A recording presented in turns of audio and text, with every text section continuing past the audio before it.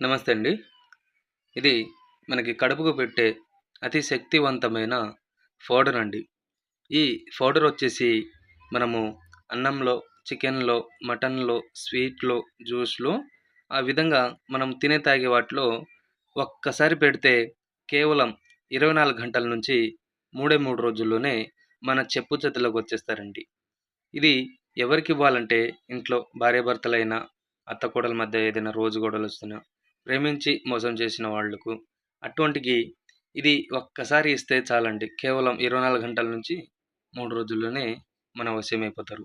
దీనివల్ల మీకు ఎటువంటిది సైడ్ ఎఫెక్ట్ అనేది రాదండి.